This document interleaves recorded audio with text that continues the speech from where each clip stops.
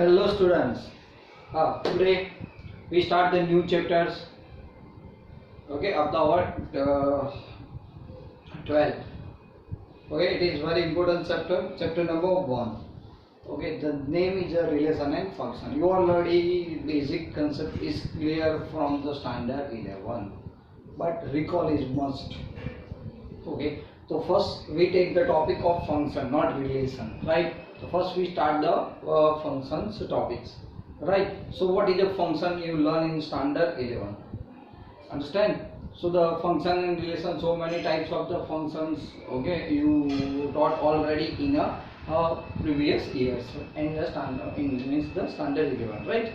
Okay.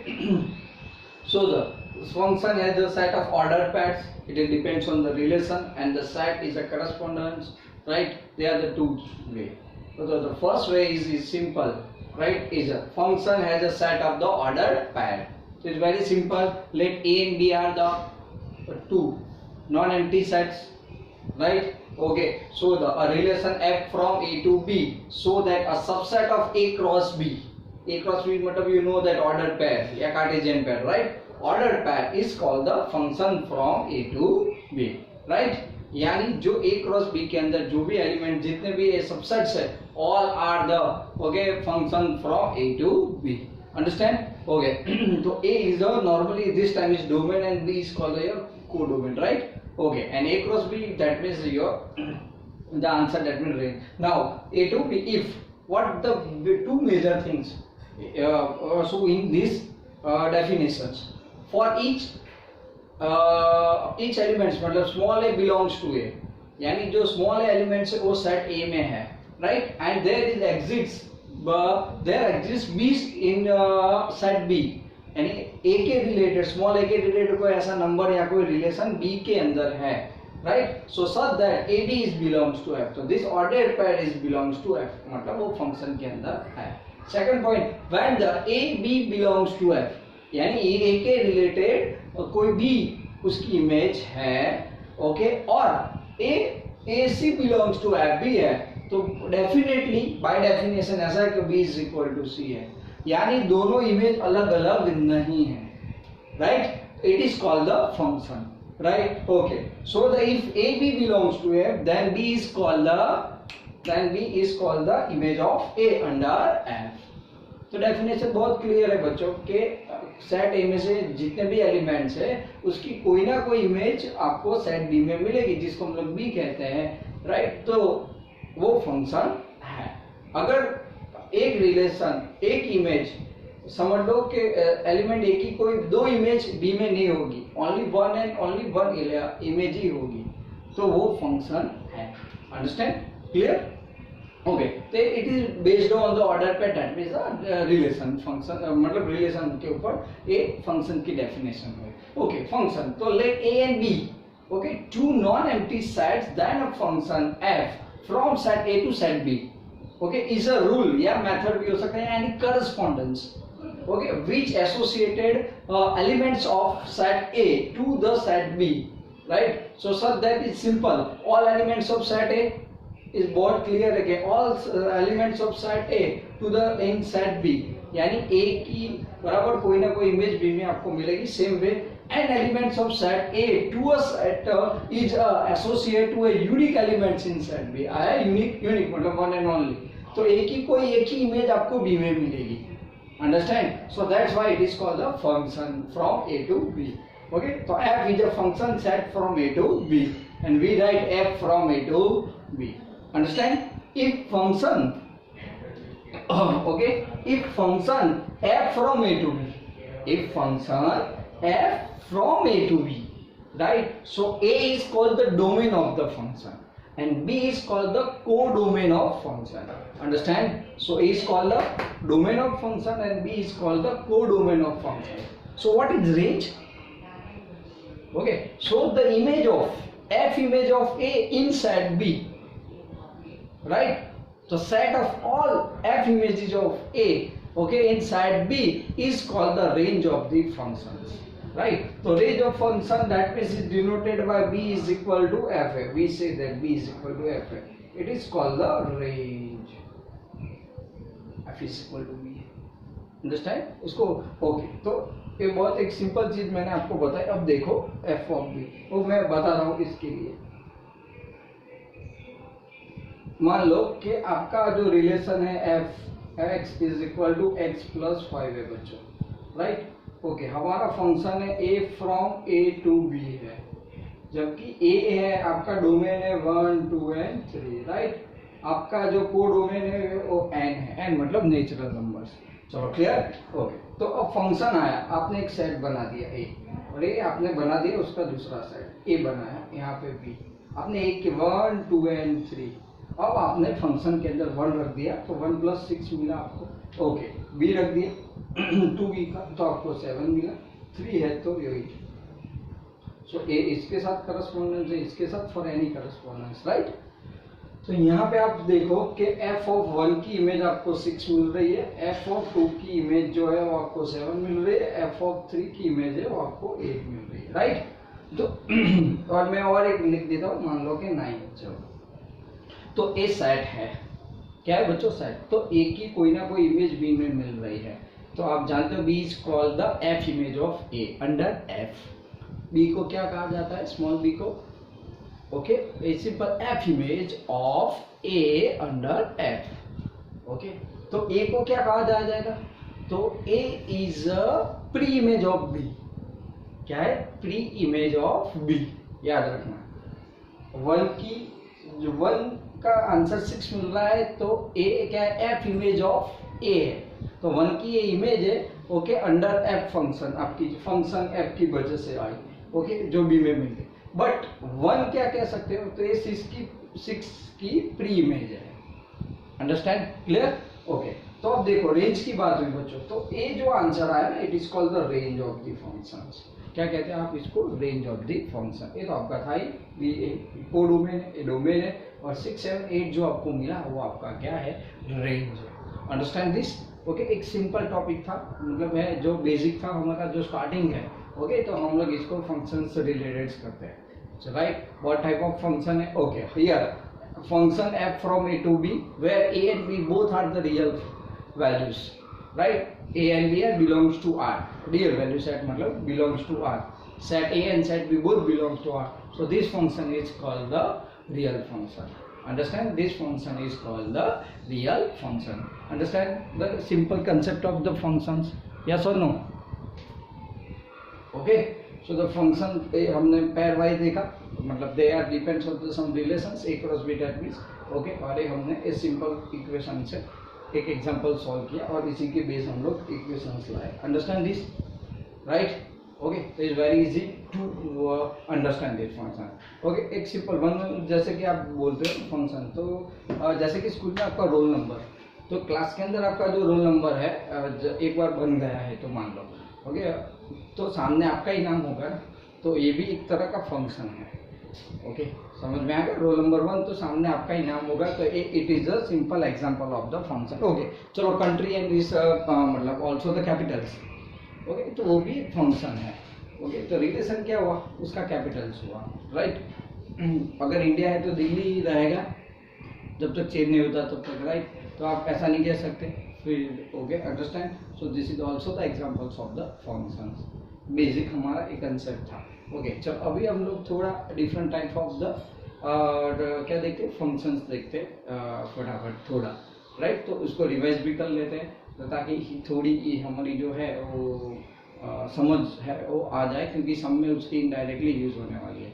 किसी तो इस कंसेप्ट के बिना कुछ नहीं होगा इस चैप्टर के अंदर। अगर कंसेप्ट आपके बहुत क्लियर है तो इंटरेस्टिंग रहेगा ये चैप्टर्स आपके लिए, राइट? ओके, चलो तो आगे बढ़ते हैं। ओके बच्चों, चलो हियर क्या दिया? कांस्टेंट फंक्शंस है। There are the two types. चलो, first of the constant function, real function देख लिया। अगर f from a to b where a and b both are belongs to r, then okay, the function f from a to b is called the real functions. Okay, then after the constant function, also though you also learn in okay, in standard 11 I think. Okay, so if k is a fixed real numbers, okay, then the function fx is okay given by fx is equal to k for all k belongs to r. Right, is called the constant functions. Okay, समझ में आया कि fx की value आपको कोई constant मिल रही है for all x belongs to r, यानी आपका domain x belongs to r है, वो कंफर्म हो गया। So it is called the constant function. तो इट इज क्लियर दैट के domain of this constant function is belongs to r। तो what is the range? तो range you get the answer, so the singleton set k, क्योंकि fx is equal to k मिल रहा है, यानी आप x की कोई भी वैल्यू पुट करोगे तो आपको क्या मिल रहा है, कोई कांस्टेंट वैल्यू जो सेम रहती है। So that's why it is range is a singleton set k। Singleton that means the set contain only one elements, या exactly one element is called the singleton set, right. Okay, so graph कैसा मिलेगा? तो graph is always parallel to x axis. Okay, so देखो x axis है, y axis है, which is parallel to, so this line is indicating that fx is equal to k, and this j distance is called the k, right, your constant values. Understand? Okay, so it's very simple. So fx मान लो कि fx is equal to 5. Okay, so you put the of any value, f of 1 is 5, okay, f of 2 is also 5, okay, f of 3 is equal to 5, right? You put any value of x belongs to r, I'll say if answer is equal to 5, that means the k belongs to r, right? So this is your domain and this is your range, so it's same range 5, 5, 5, right? So it's k singleton set. Understand? Okay, so this line are okay, that depends on, it's simple, depends on k, when k is greater than 0, right, yani positive. So above this line, above the x axis, right, it's simple. When k less than 0, okay, below x axis, right, and when k is equal to 0, then coincidence line, yani x axis 0 हो जाएगा। Understand this? Okay, it's very simple. So what is the constant function? तो आप बना सकते हो ना कि आपने कोई भी वैल्यू अगर ली, ओके, तो it is the constant function. मान लो ये आपका सेट है, ये आपका सेट बी, राइट, यहाँ पे मैंने 1 2 3 वैल्यू ली, आपका सबका आंसर क्या आ गया, 5 आया ना। So this is the example of the constant function, this is रे, this is domain. Understand this, right, है द सेम आंसर। ओके, और कोई आंसर आपको मिल ही नहीं रहा, कोई भी वैल्यू पुट करो, so that's what it is called the constant function. So simple, domain is r, okay, range is the singleton k, okay, and graph is always straight line parallel to x axis. Okay, 3 point depends on the value of k. When k is positive value, so above the x axis, k when negative, so below the x axis. Okay, and exactly suppose 0, k is equal to 0, the coincident line, that means the x axis. Clear? Okay, so then after the identity functions, okay, again this is also important, okay, also taught in standard 11. Okay, the function that associates, okay, the each real numbers to itself, each real number itself, and fx is equal to x. Okay, the identity function itself is called the identity function, and it is usually denoted by I. So simple, the functions I from r to r, real number to real number, defined by the fx is equal to x, ix is equal to x, यानी अगर मैं यहाँ पे कोई भी f1 लिख रहा तो 1 ही मिले, 2 लिख रहा है तो मुझे 2 ही मिले, right. So for all x belongs to r, it is called the identity function. Understand? Okay, so for simple, domain is also r, okay, so codomain r and range also r, clear? वही numbers मिलेगा, अगर -1/2 तो 1/2, -1/2 भी मिलेगा, so it is the belongs to r। Understand? Okay, the graph of this identity function is again the straight line passing through the origin। कैसी ऐसी straight line मिलेगी, okay, which is passing through the origin, right? Okay, also incline at angle of the 45 with the axis, okay, is an angle 45, so it is the normally the identity matrix। तो बहुत simple चीज है, आपको ये याद रखना है, okay, कि अगर ix इज इक्वल टू क्या मिल रहा है बच्चों, x, ओके, इसीलिए डोमेन r हो गया है, रेंज भी r है, और ये 45 एंगल्स होगा। ओके, तो ऐसे भी आ सकता है, राइट। अगर वैल्यू नेगेटिव है तो सामने आपको नेगेटिव वैल्यू ही मिलने वाली है. So it's a simple reason for this. Understand? Okay, so the identity matrix, that is the function that associated, okay, each real value get real values, same values, right? So the ix is equal to x function is denoted by, it is called the, for all x belongs to R, the identity function. Domain R, range R, graph, okay, passing to the straight line and also passing to the origin, and make the angles with x-axis is 45. Understand? Clear? Okay, so there are the n other types of the, फिर चलो हम लोग और आगे उसके और types फटाफट check कर लेते हैं. अंडरस्टैंड? राइट? ओके, चलो. ओके, चलो बच्चों. So modulus functions, the function fx is defined by the fx is equal to mod x, where the two value, when the positive and negative, when x greater than equal to 0 then value is मतलब x, and when value is minus x when x less than 0. Understand? 0 से ज़्यादा है तो positive value मतलब दिख रहा है, और यहाँ पे 0 से कम है तो लेस देन है, डेट मीन्स तो वो हमें नेगेटिव दिख रहा है. तो simple, the function fx is defined by fx is equal to mod x, right? तो x and minus x where x greater than or equal to 0 positive, x less than 0 negative is called the modulus functions, right? या also the called the absolute value function. क्या बोलते हैं हम लोग उसको? also absolute value functions, right? Okay, तो देखो, चलो देखते हैं. तो यहाँ पे सीधी बात है बच्चों, आर क्या, आर और माइनस, तो कोई भी वैल्यू ले सकते हो. तो it is also the domain is R. तो रेंज क्या होगी?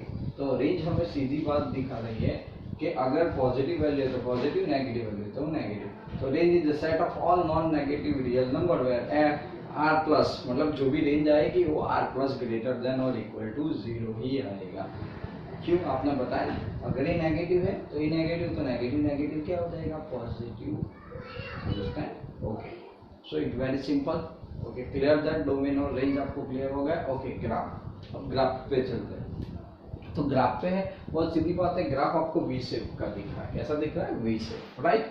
Okay, this line is this line indicating the fx is equal to plus x, and when this line is also the fx, मतलब plus 1 पे आएगा तो minus 1 पे इस side पे आएगा. समझ रहे हो? तो दैट फंक्शंस, तो यानी एक ही x की वैल्यू 1 है तो 1 इज ग्रेटर देन अगर है, और 1 माइनस है तो एक प्लस और एक माइनस, तो ग्राफ ऐसे है. Okay, understand this? Okay, another important point बराबर ये आपको याद रखना है. तो देखो, सबसे पहले एक तो x ग्रेटर देन 0, तो आप क्या पॉजिटिव वैल्यू रख दोगे? अगर नेगेटिव है तो आगे खाली नेगेटिव वैल्यू रख दोगे. बट आपको जो रेंज मिलेगी, the set of all non negative real numbers, इसलिए मैंने इसको ऐसे इंडिकेट किया. ओके, चलो प्रॉपर्टी सबसे पहले, for any real number x we have the under root x square is equal to mod x. तो mod x that mean two value, एक पॉजिटिव एक नेगेटिव, राइट? चलो इसका मैं एक एग्जांपल आपको बता देता हूँ कि मान लो आपके पास है, चलो cos स्क्वायर x है, राइट? तो क्या हो जाएगा? रूट स्क्वायर लेके का है, राइट? अब देखो, तो मैं यहाँ पे ऐसा लिख रहा हूँ कि इसकी तरह cos x पॉजिटिव यानी minus cos x negative, right? तो यहाँ पर भी दो केस हुए ना, क्या हुए? तो क्या 0 लेस देन और equal to x less than, right, less than और इक्वल टू π/2. क्यों? फर्स्ट क्वाड्रेंट में cos क्या होता है? पॉजिटिव.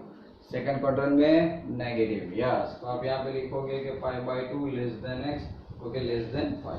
चलो आ गया समझ में? बस ये याद रख लेना, ये बहुत आसान तरीका हमारे लिए याद रखने का हो गया, राइट? ओके, चलो अब प्रॉपर्टी नंबर 2 पे जाते हैं. आ गया समझ में? तो ऐसे मतलब हम लोग यहाँ से इंडिकेट करते हैं, राइट? ओके, चलो, तो if a and b are the positive real numbers, अगर a and b positive real numbers है तो तीन, आपको ये चार चीज़ें बहुत याद रखनी है, क्योंकि आपको ये ओके नॉर्मली किस में याद है ना, इनइक्वालिटीज में आपने थोड़ा बहुत यूज़ किया था, इंटरवल में यूज़ किया है, राइट? तो ये हमारे भी लास्ट चैप्टर में भी ये काम में आने वाला है आपको, सेकंड लास्ट चैप्टर के अंदर. Okay, if a B belongs to positive integer number, चलो, तो a square less than x square less than और इक्वल टू ए स्क्वायर, तो mod x is less than a, right? So square निकल गया तो mode है, तो सीधी बात है इसकी दो वैल्यूज है कि अगर ए लेस देन है तो minus a less than equal to x plus a, right? अगर कोई रियल वैल्यू है तो. ओके, समझ में आ गया? ओके, ठीक है. ऐसा x square greater than a square है तो मोड एक्स ग्रेटर देन और इक्वल टू ए, इनइक्वालिटी में आपने सॉल्व ऑलरेडी किया है. सो एक्स लेस देन और इक्वल टू माइनस ए और एक्स ग्रेटर देन और equal to plus a, right?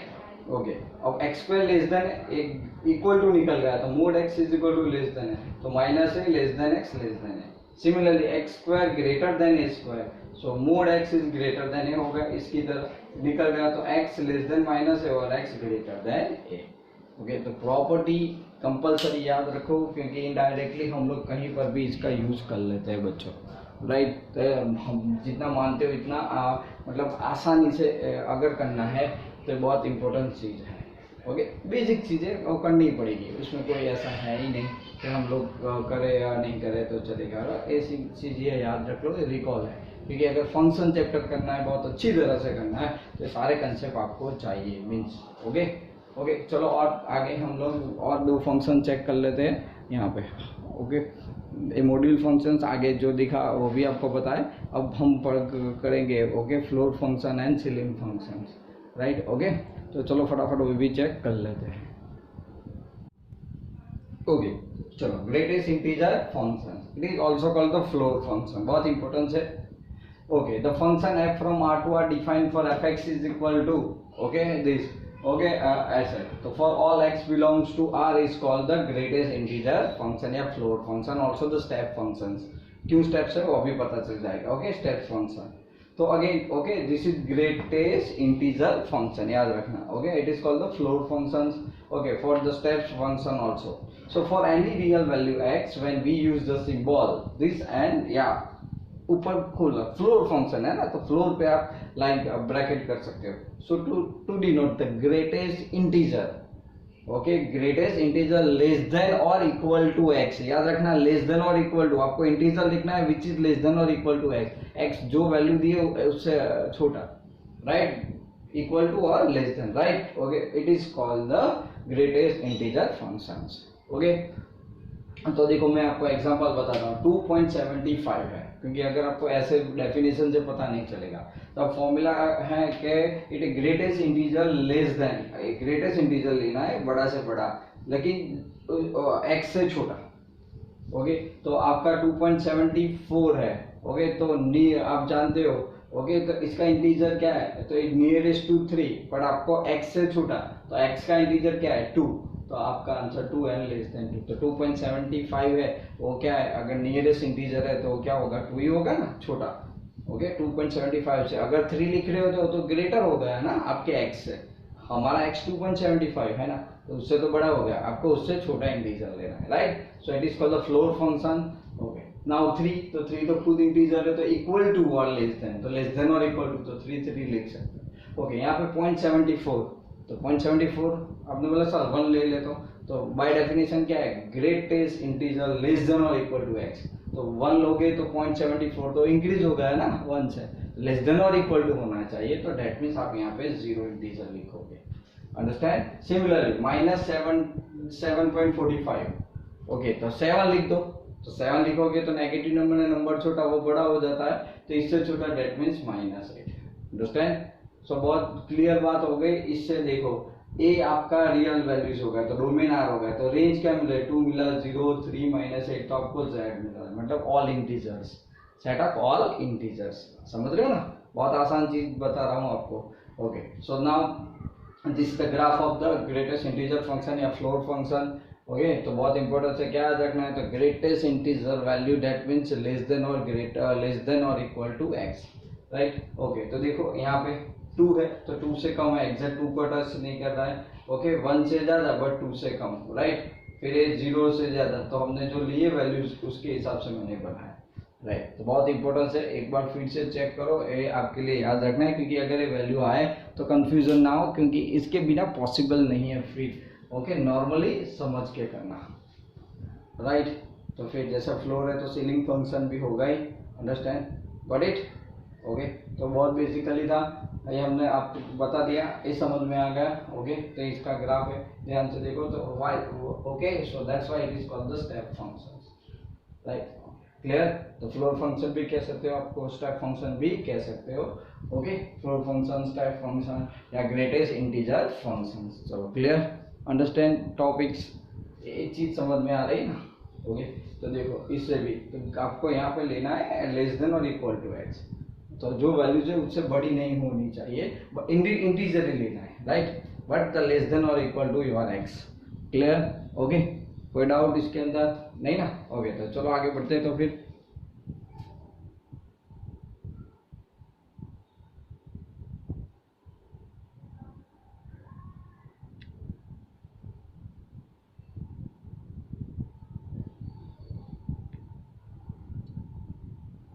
Okay, चलो यदि द स्मॉलेस्ट इंटीजर फंक्शन है या ceiling function, the function of f from r to r defined by fx। Okay, हमने ceiling बताया, देखो वहाँ पे स्पेस रखा है जैसे फ्लोर में छोड़ा था ना ऐसे, राइट? तो for the all x belongs to r is called the smallest integer function या सीलिंग फंक्शन, या also it is also the step function, right? Okay, तो बहुत सिंपल है, समझ में आ गया? थोड़ा ही चेंज है, from r to r is defined by fx is equal to the ceiling function, smallest integer function, right? Okay, for any real value x we use the symbol, okay, this नीचे open है तो इसीलिए आप क्या समझ सकते हो, ये सीलिंग फंक्शन है, right? So to denote the smallest integer greater than और इक्वल टू x, वहां पे उसने क्या लिया था, आपने लेस देन और इक्वल टू लिया था, यहाँ पे आप ग्रेटर देन और इक्वल x से आपकी वैल्यू से बड़ी वैल्यू लेनी है, बट इंटीजर वैल्यू, राइट? बहुत सिंपल है समझने में अब तो। ओके, तो चलो एग्जांपल देखते हैं बच्चों, 4.7, हाँ, तो 4.7 से बड़ा इंटीजर कौन हो सकता है? 5, यस, तो यू रिटन हियर 5। चलो -7.2 से बड़ा आपका है वो कौन हो सकता है बड़ा वैल्यूज, तो आप यहाँ पे तो क्या लिख सकते हो, -7, राइट? क्योंकि 8 लिखोगे -8 तो छोटा हो जाएगा, इसीलिए। बहुत सिंपल है ना? ओके, चलो 8.7, तो वहां पे आपने 0 लिखा था, 1, क्योंकि 0.7 के 75 है बराबर, उससे बड़ा कोई भी इंटीजर होगा तो 1 होगा फर्स्ट, राइट? 5 है तो सीधी बात है 5 इज ग्रेटर और इक्वल टू हम लोग लिख सकते हैं। आ गया समझ में? ओके, ये तो बहुत इजी हो गया हमारे लिए, राइट? तो अगेन बच्चों डोमेन क्या है? R. Okay, real numbers. Okay, तो रेंज क्या मिलेगी हमें? तो रेंज में आप देखो इंटीजर ही मिलेगा आपको, क्योंकि इंटीजर फंक्शन है ना, ग्रेटेस्ट इंटीजर या ग्रेटेस्ट, ओके, स्मॉलेस्ट इंटीजर बराबर फंक्शन है, तो सीधी बात है रेंज आपको z मिला। z मतलब all set of all integers, right?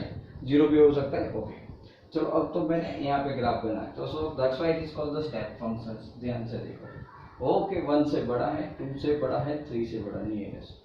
Okay, तो बहुत इजीली आप इसको मेजर से चेक कर सकते हो, राइट? तो आप ऐसे और भी एग्जांपल्स बना के आप बहुत इजीली बता सकते हो, मुझे भी और नॉर्मली हमारे अंदर, राइट? चलो, तो स्मॉलेस्ट इंटीजर देख लिया, ग्रेटेस्ट इंटीजर देख लिया।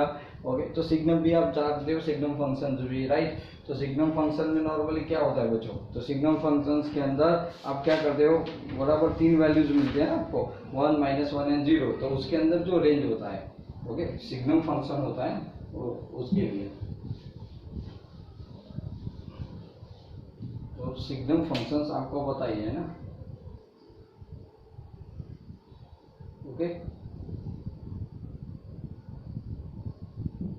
सिग्नम फंक्शंस तो क्या है, normally fx is equal to, दो अलग अलग फॉर्म है, 1, 0, -1। x की वैल्यू पर के ऊपर डिपेंड है, x greater than 0, x is equal to 0, x less than 0, right? So it's called the signum functions, right?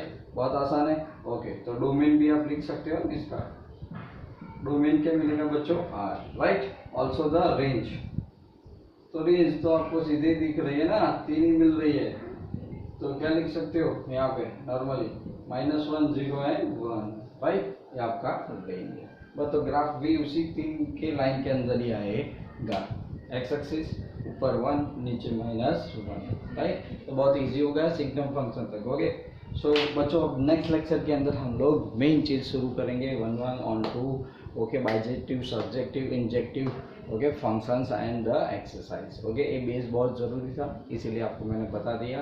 Okay, thank you for watching this video. Please channel को subscribe करो ताकि बहुत नए सारे वीडियोस आपको मिलते रहे अलग अलग चैप्टर्स के। और कमेंट बॉक्स में जाओ बच्चों, उसमें कोई कमेंट डालो, ओके, अच्छा लगे तो। ओके, तो चलो, till then and bye bye.